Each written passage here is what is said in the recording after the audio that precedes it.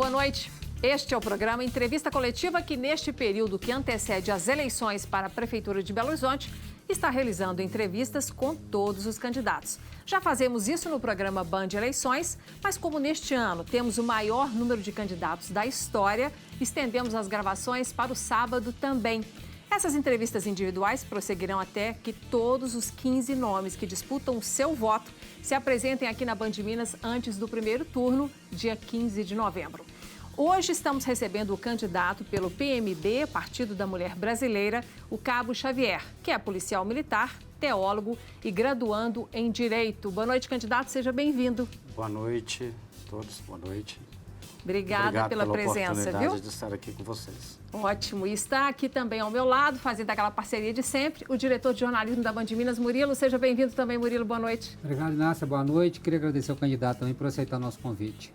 Eu que agradeço. Então, candidato, vamos começar apresentando melhor o senhor para o eleitor de Belo Horizonte. Então, responda a primeira pergunta, que é por que o senhor se considera o melhor candidato para Belo Horizonte neste momento?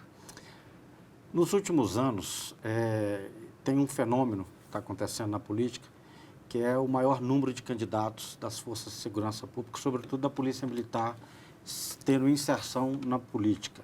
Isso reflete um clamor da sociedade por pessoas que têm o perfil que normalmente o militar, ao ingressar na carreira, já lhe é exigido, que são a lisura, a transparência, a ética, a seriedade e o comprometimento, sobretudo a honradez. São características que existe uma ausência esmagadora na política brasileira. Então, eu me sinto preparado com esses princípios, esses tributos, para poder fazer uma política séria para o cidadão. Agora, candidato, essa questão que o senhor falou, da inserção de muitos militares na vida política, o senhor está falando como uma qualidade que o senhor acredita, mas também é uma crítica sobre isso, né? Uma vez que as forças de segurança já têm o espaço dela, né? O dever constitucional delas. O senhor acha interessante realmente mais representantes de forças militares ocupando cargos aí no Executivo, no Legislativo? Como eu disse, isso se dá em detrimento de não termos bons políticos. Não quer dizer que só a segurança pública deve ocupar esse espaço. Acho que todo segmento da sociedade deve participar da política. Entretanto, devemos observar esses tributos nos candidatos. Tem tantos problemas com a polícia também, e o que garantiria que a Força Militar seria diferente de um político? A Polícia Militar de Minas Gerais é considerado, segundo pesquisa, a melhor polícia da América Latina. Se você pegar, comparado às outras categorias, nós não temos nem 3% de problemas de desvios de comportamento dentro da nossa instituição. É uma instituição bissecular, respeitada e admirada pelo povo mineiro. Candidato, ainda sobre essa questão aí que o senhor realça de caráter, né, de retidão, de princípios pessoais, né, que são valores. Isso é importante, com certeza, em qualquer homem público, em qualquer gestor público. Mas tem também a gestão da máquina pública, que exige política e conhecimento de administração. Não é fácil fazer a gestão da máquina pública, não basta ser uma pessoa reta. Como é que o senhor vai contribuir nesse sentido? O senhor tem experiência, apesar de nunca ter feito aí uma campanha que tenha sido vitoriosa, o senhor tentou até para deputado, Sim. né? Deputado federal, não conseguiu se eleger, mas tem alguma experiência aí de gestão pública? Olha, os últimos anos também têm demonstrado que os grandes experientes na política têm naufragado no nosso país. Nós ficamos aí décadas patinando sob a administração de pseudos conhecedores da administração e o Brasil continua sendo um país subdesenvolvido.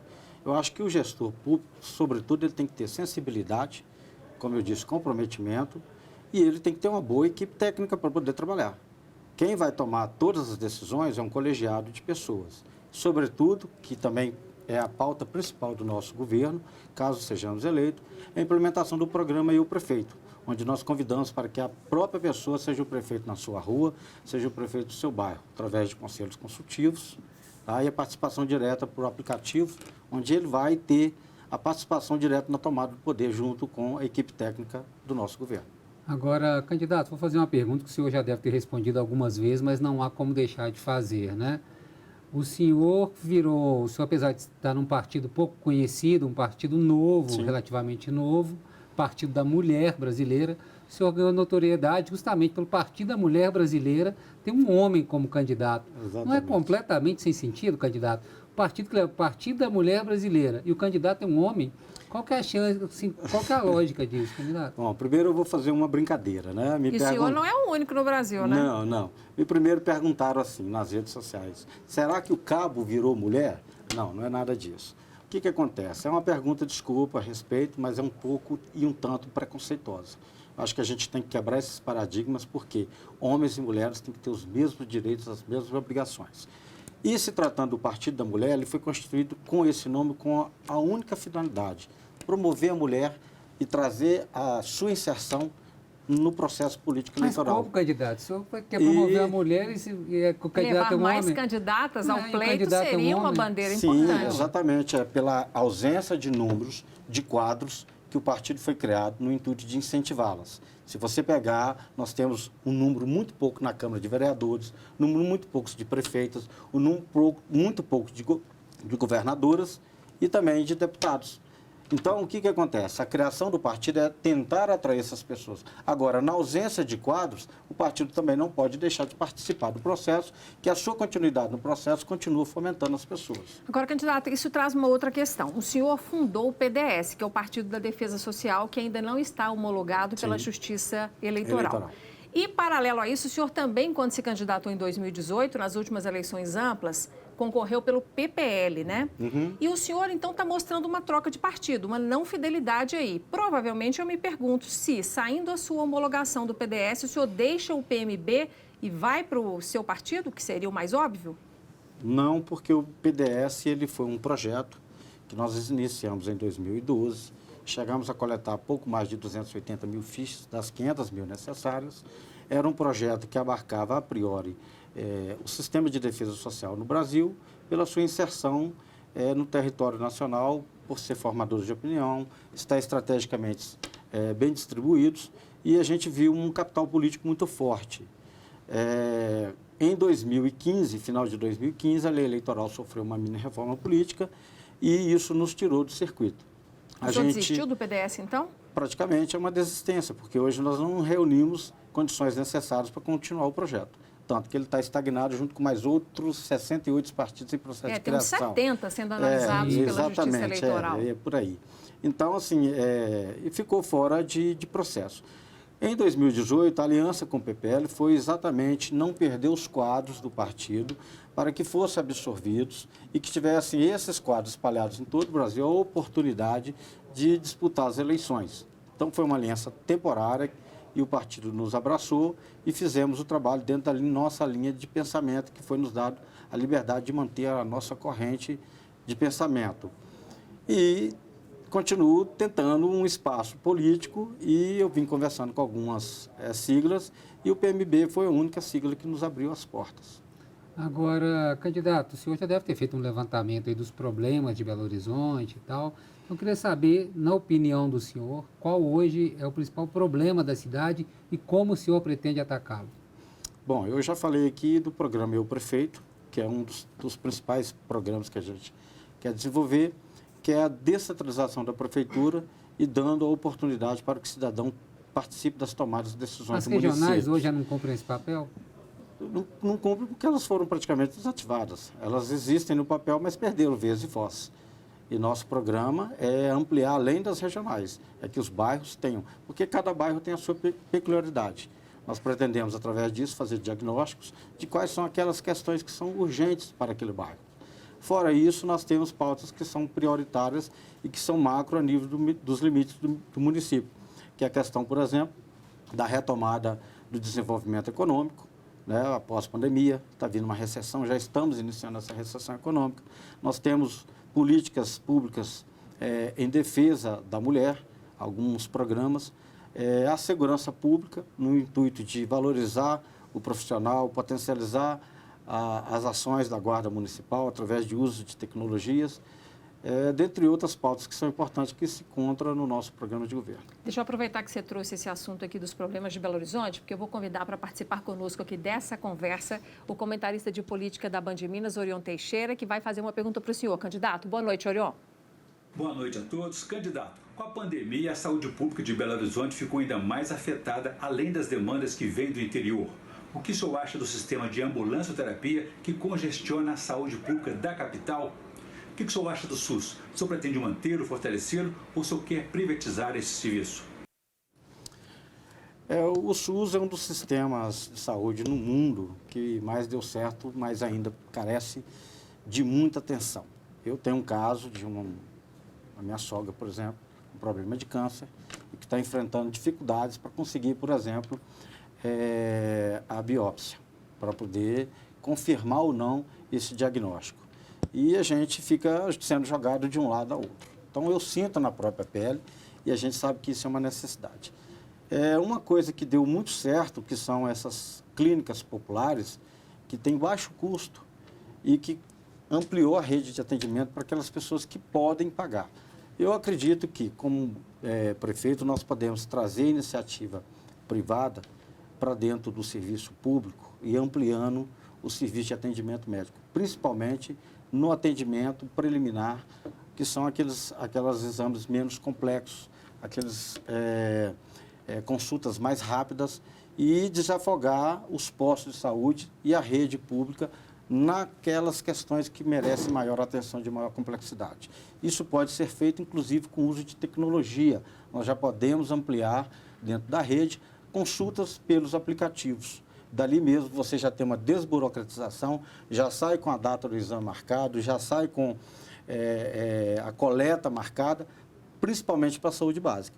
E essa ampliação, nós temos, por exemplo, terrenos da prefeitura que estão ociosos, prédios que podem ser feitos em parceria com a rede privada de médicos e que pode ocupar esses prédios, tendo X consultas disponibilizadas para atendimento público, gratuitamente. Isso vai potencializar a saúde. A prefeitura pagaria essas clínicas para a extensão da rede municipal de saúde? Ela poderia fazer um convênio, algo assim? E X quantidades de atendimentos médicos seriam realizados ali para a rede privada.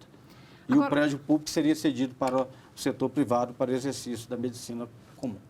O senhor citou há pouco o uso da tecnologia, até na saúde, mas o senhor costuma muito nas entrevistas que o senhor tem dado desde o começo da campanha de falar que vai fomentar o desenvolvimento da cidade com o uso mais intenso de tecnologia. Eu queria entender como que se daria esse processo. Olha, Belo Horizonte já tem sido destaque de startups e de centros de tecnologia. Nós precisamos aproveitar isso, potencializando, trazendo também a iniciativa privada para dentro e potencializando isso, criando o quê? Ferramentas que possam ser disponíveis para a população em vários aspectos, tanto na saúde, na educação, na segurança pública. Nós podemos utilizar monitoramento ampliado com drones, ampliar a rede de olho vivo, por exemplo, que dá muito certo com a Polícia Militar, investir no fomento da própria cultura, lazer, entretenimento. Então, as ferramentas tecnológicas podem ampliar bastante os serviços públicos e melhorar a qualidade de vida do cidadão. Tá certo. Quer fazer mais uma perguntinha antes do intervalo? Candidato, só estou achando as propostas do senhor um pouco assim tímidas do ponto de vista que parece que está tudo funcionando na cidade e o senhor só está querendo aperfeiçoar o funcionamento. A maioria dos programas que você citou já existe, o senhor falou que pretende aperfeiçoar. Há alguma proposta nova aí dentro do seu programa, algo novo realmente?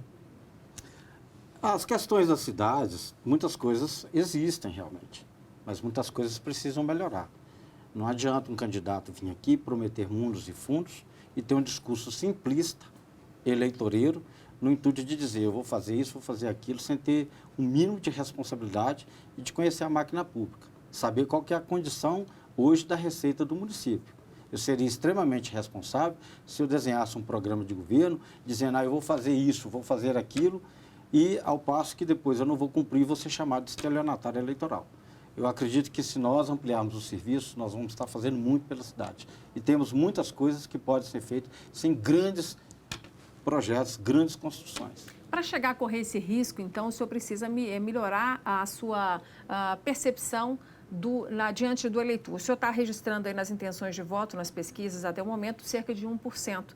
O senhor está guardando alguma carta na manga, alguma iniciativa que o senhor possa fazer para chamar mais a atenção do eleitor e conquistar esse espaço ao sol aí, nesse número de 15 candidatos, que é histórico aqui para a nossa capital? Eu quero registrar também que, nas últimas eleições, as pesquisas, elas não corroboraram com a sua verdade. Nós vimos o candidato Zema, que tinha em tese 3% e quase levou a campanha no primeiro turno e hoje é governador de estado. Nós tínhamos a eleição da Dilma, que tinha como certo o dobro de número de pontos do segundo colocado, praticamente o dobro. Ela terminou, salvo engano, em terceiro ou quarto lugar na corrida para o Senado. E o próprio presidente da República, Jair Bolsonaro, em todos os cenários, sequer ele ia para o segundo turno. E hoje é o presidente da República. De alguma forma, isso inspira o senhor, sim, então? Sim, claro, a população está atenta a tudo que está acontecendo. Eu não creio muito nesses levantamentos, respeito, mas eu acredito que a população está sensível a tudo. Eu acho que a timidez em relação não é aos meus projetos, a timidez é a manifestação da população que está aguardando, apurando cada candidato, ouvindo cada candidato, e eu tenho certeza que ela vai saber votar no dia 15 de novembro. Tá certo, é campanha que segue aqui também com o nosso programa. Vamos agora para um rápido intervalo e dentro de instantes estaremos de volta com o programa Entrevista Coletiva, conversando com o candidato à Prefeitura de Belo Horizonte, Cabo Xavier, do Partido da Mulher Brasileira. Até já.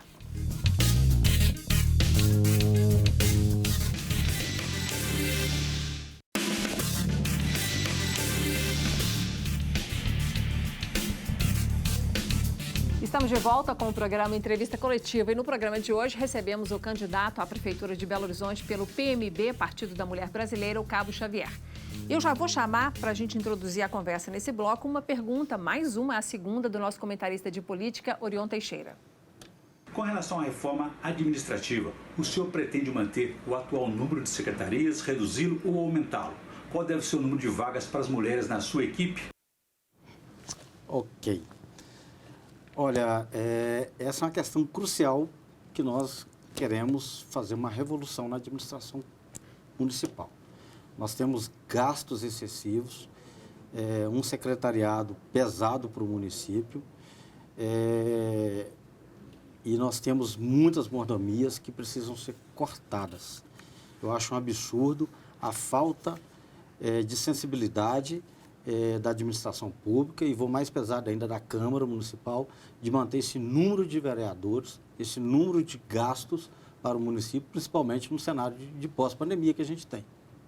Acho que a Câmara deveria ter o bom senso de pedir a redução pelo menos da sua metade de vereadores. Isso geraria muita economia e o município vai precisar dessa economia para enfrentar de 41 para 20 vereadores. Para 20 é o suficiente, é mais do que o suficiente. E secretarias? De 14, o senhor reduziria para quantas? No máximo 8. Eu acredito que não tem mais necessidade. Quais o senhor cortaria, assim, pelo menos as menos importantes que o senhor cortaria primeiro? Eu acho que a grande maioria poderia ser aglutinadas e nós manteríamos as essenciais. A saúde é essencial, a educação é essencial. Nós poderíamos fazer composição da Secretaria, por exemplo, de Defesa Social, com todos os outros segmentos voltados para a segurança, para o meio ambiente, aglutinar o planejamento, tudo numa só secretaria. O senhor já fez contas de quanto Belo Horizonte economizaria nos gastos? Não cheguei a mensurar, mas é um gasto que poderia fomentar e que o mordomias são essas, candidato? O senhor falou, cortaria mordomias quando o senhor se referiu aos secretários. Que mordomias são essas? Nós temos muitos cargos em comissão que são extremamente desnecessários. Nós temos várias secretarias que têm motoristas, por exemplo, sobrando, e que eu não acho que o servidor público, que já recebe um salário, ele precisa, por exemplo, ter um motorista particular, um carro particular da prefeitura, se ele já percebe o salário. Então, nós temos que fazer esse tipo de corte dessa forma. E por falar em gastos, né, tem o limite aí de gastos para todos os candidatos, a vereador e a prefeito no Brasil inteiro, e no caso dos prefeitos está em torno aí de R$30 mil. O senhor tem esse dinheiro para gastar? Pretende chegar até o teto ou vai gastar menos? De onde vai vir a verba para a sua campanha? Olha, a nossa campanha está sendo feita basicamente com doações de prestação de serviço, não doações em dinheiro. As pessoas estão vindo e estão se colocando à disposição dentro do grupo, dentro da formação da equipe, para nos assessorar como doações do seu tempo, do seu serviço. Vamos gastar abaixo desse teto, mas esse é um dinheiro que nós iremos inserir do próprio bolso e nós não estamos recebendo e não iríamos receber um centavo da verba pública para financiamento de campanha, nem do fundo eleitoral, que eu acho isso um desrespeito ao dinheiro, ao patrimônio do povo. No caso, o seu partido não tem acesso ao fundo eleitoral, né? Ele tem acesso ao fundo eleitoral De dentro quanto? dos 5% que são distribuídos igualmente a todos os partidos. Brasil todo. E recebe também dentro do financiamento eleitoral de campanha, ele também recebe um pouco, é um dos últimos partidos. Mas o senhor não está usando nada disso? Mas eu não estou usando, dispensei, não quero usar nenhum desses recursos. Agora, candidato, eu não vi o senhor falar nada até agora assim, da área cultural, área de eventos em Belo Horizonte. O senhor, por exemplo, manteria essa questão do Carnaval de Belo Horizonte, que hoje virou um grande evento para a cidade, a questão do parada LGBT, o senhor defende também esse tipo de evento? Eu defendo que todos os eventos que potencializam a cultura de uma maneira eclética dentro de Belo Horizonte, eles sejam bem-vindos, respeitados cada segmento. Nós pretendemos criar, por que não, um sambódromo dentro de Belo Horizonte, para melhorar, inclusive, essa estrutura de carnaval, que eu acho que é um momento importante que gera uma economia, que fomenta a economia e também estimula a cultura.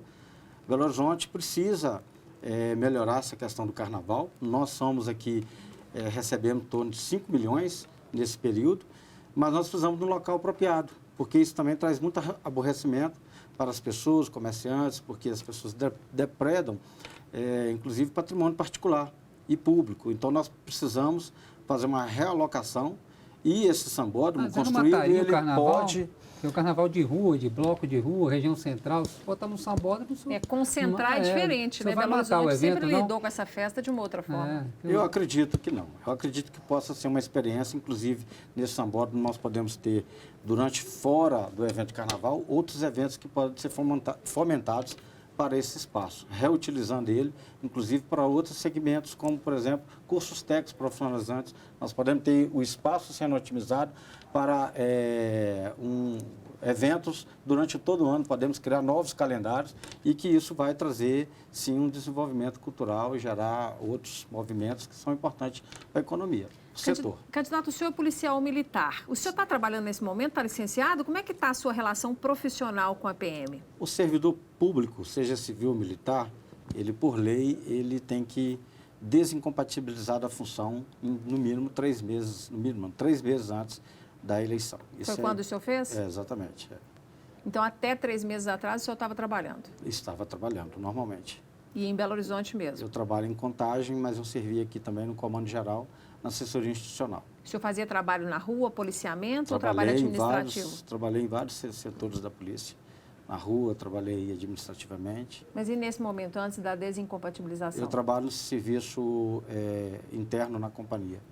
Agora, falando dessa área de segurança pública, o senhor, né, que é a área do senhor, que o senhor trabalha, sua formação, qual que é a proposta do senhor, por exemplo, para a Guarda Municipal? Alguma proposta pelo que já está aí, o que mais que o senhor poderia fazer para a Guarda? Complementando a pergunta sobre a reforma administrativa, eu acredito que um dos pilares do meu governo será a valorização do servidor público, sobretudo a valorização salarial, tanto da área de segurança, da saúde, da educação, que um profissional bem remunerado, ele tende a produzir melhor, tá?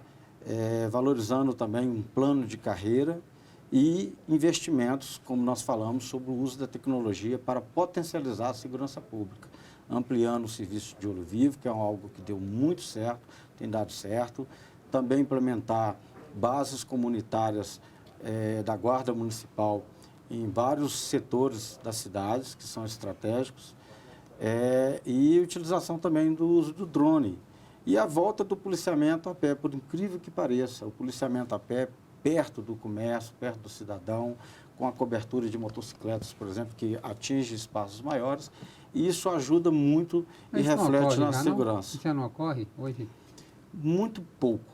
Muito pouco. O serviço de policiamento a pé, se você for perceber, ele acontece muito pouco. Seria na região central ou nos bairros? Eu acredito que a gente mantenha áreas comerciais, os centros comerciais que têm maior demanda.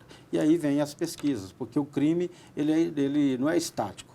O crime, ele movimenta. Então, você vai ter que manter um geoprocessamento ativo para estar fazendo a migração do lançamento do policiamento. Agora, o senhor falou aí de melhorar a remuneração dos profissionais da área da segurança pública, né, da Guarda Municipal, mas e outras áreas? Professores, por exemplo, a área da saúde, Foi exatamente o que eu falei. O pretenderia ampliar para tudo isso? público, para se prestar um bom serviço, ele passa primeiro pela sua valorização, seu reconhecimento, e começa pela remuneração. O senhor já analisou algum percentual de reajuste? A gente vai estar conversando junto com a Câmara a possibilidade de, durante os 4 anos, estar fazendo pelo menos a recomposição das perdas salariais, de acordo com os índices inflacionários. Que é o que a Prefeitura tem feito, né? Isso ela tem aprovado na Câmara todo ano, a reposição da inflação. Isso, Mas pelo menos, recentemente nós tivemos um contrassenso em relação à Guarda Municipal. Chegaram a fazer uma manifestação e foram tolhidos da sua manifestação, dos seus direitos, por falta de diálogo. E nós queremos manter o diálogo com o servidor público.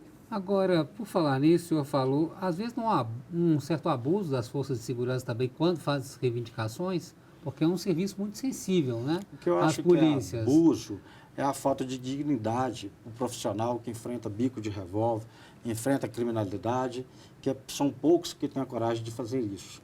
Eu acho que abuso é você ter um pai de família com necessidades e não ter o seu trabalho reconhecido. Mas a polícia é bem remunerada em Minas Gerais, a polícia Guarda Civil é bem remunerada.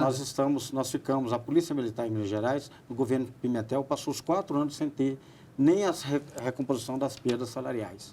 Nós tivemos agora uma luta, muito sacrifício, uma recomposição junto com o governador Zema, e os 3 percentuais que seria o ano que vem, em 2021 e 2022, foi vetado no projeto de lei. Nós temos agora tempo para uma última pergunta, e a gente não tocou ainda na questão da mobilidade urbana, do trânsito e principalmente do transporte coletivo. O que o senhor tem a dizer sobre isso? O senhor mudaria alguma coisa de forma estratégica para melhorar a qualidade de vida do cidadão? O trânsito em Belo Horizonte é caótico, né? Nós temos um dos maiores números de veículos por habitação dentro de Belo Horizonte, concentrado dentro da capital. Nós temos um problema muito grande, que é os corredores que precisam ter uma atenção especial.